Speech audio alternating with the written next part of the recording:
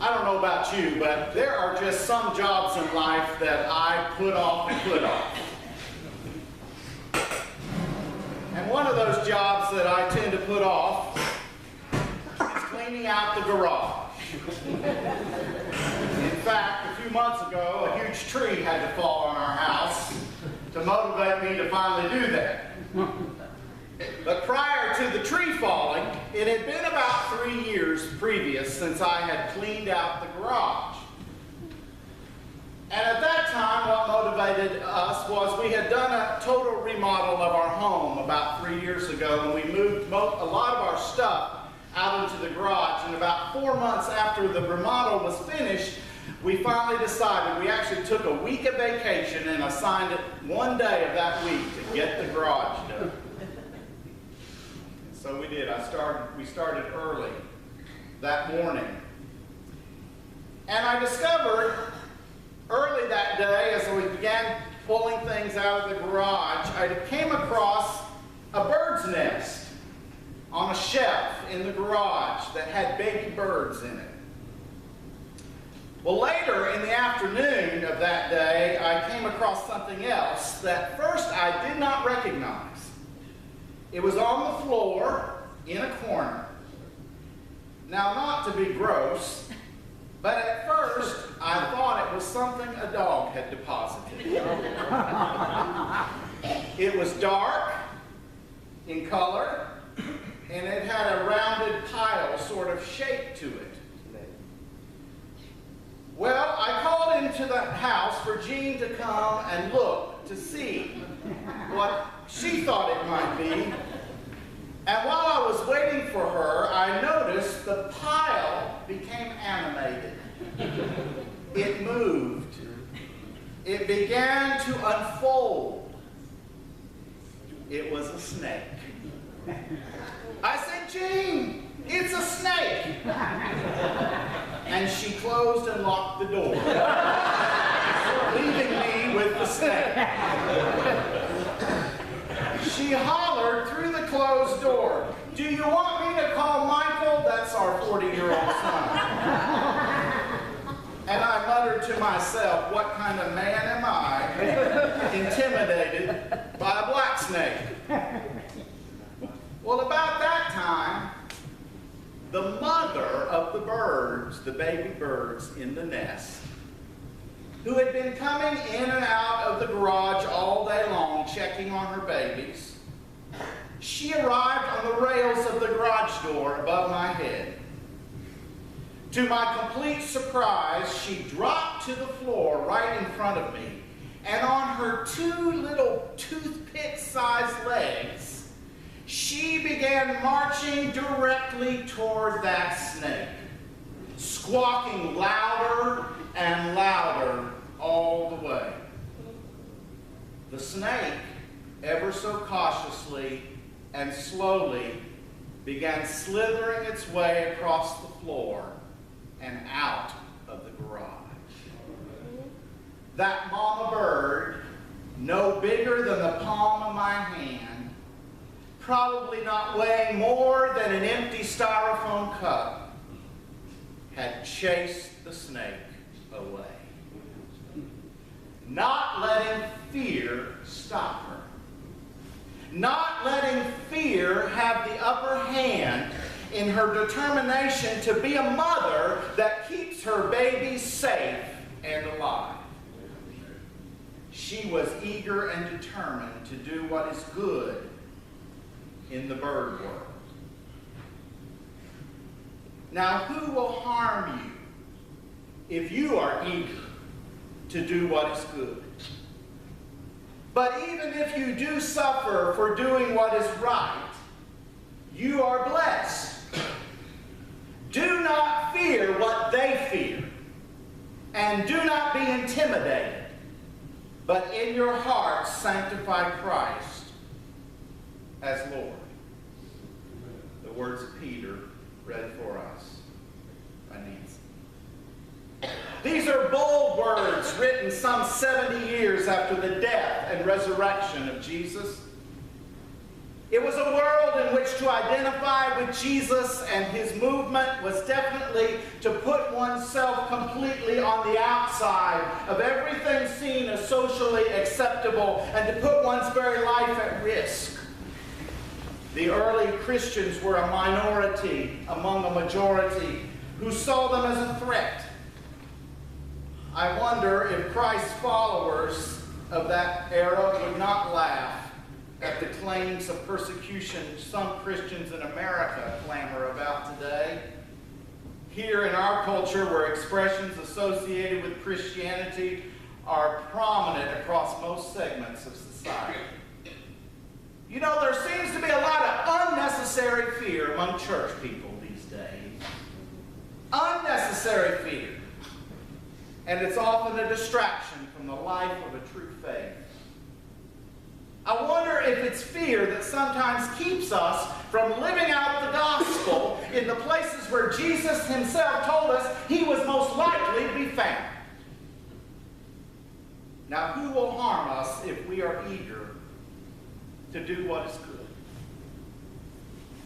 There's a story told about a little rabbit that lived near a tall palm tree. And one day a coconut fell from the palm tree and it landed right behind the rabbit. The coconut hit the ground with a loud thud.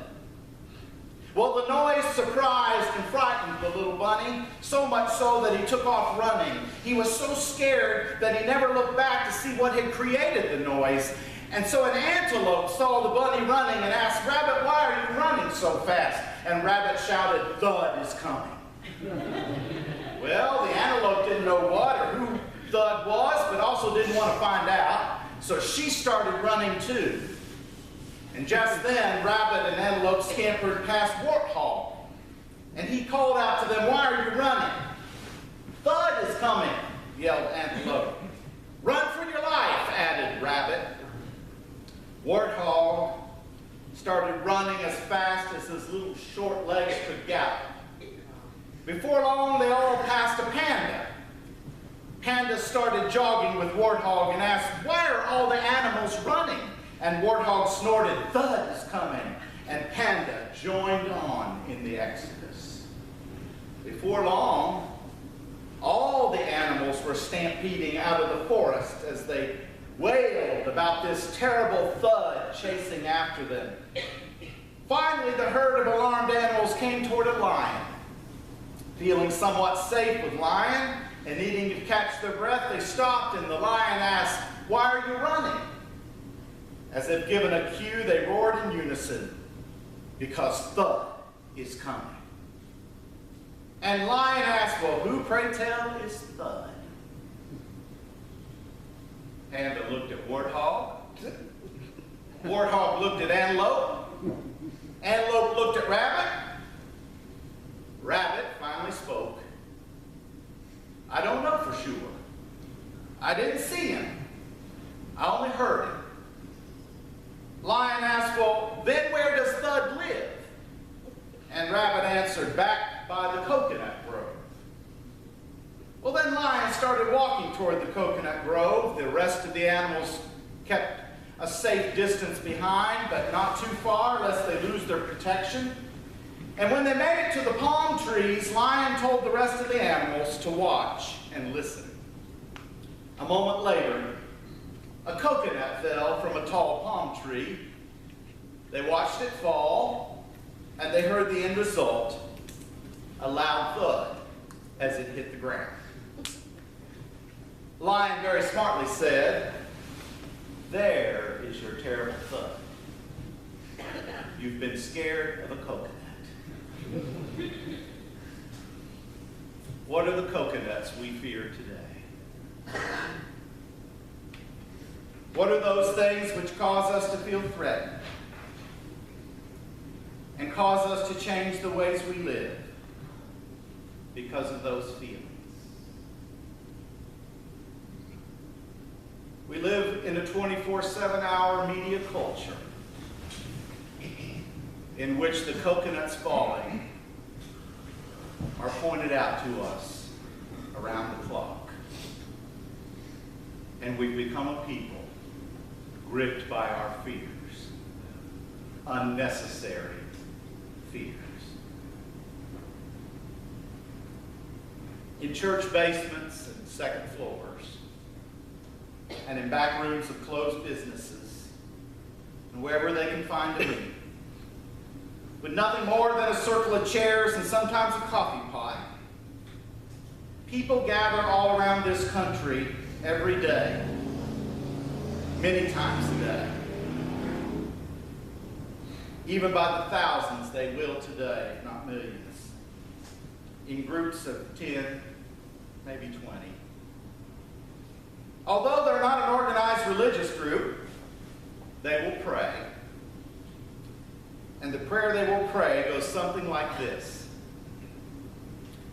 God, grant me the serenity to accept the things I cannot change, the courage to change the things I can, and wisdom to know the difference. Of course, we know these groups by the name AA, NA, Kingdom Seekers. If there's anything for which fear is necessary, perhaps it is only those things which fall under the second category of that prayer. Maybe we should fear only those things which we can control, and let our fears motivate us to do what? Change. What can I change today? I can change my own attitude. I can change my willingness to trust. I can change my choice to choose good or ill. I can change my openness to listen. I can change my decision to turn toward or away from God. Is fearing anything else really necessary? Let's pray.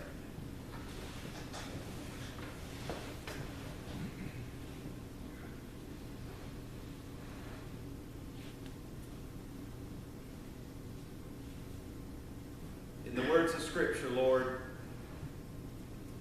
we are told that it's perfect love, which is your love, that can cast out all our fears.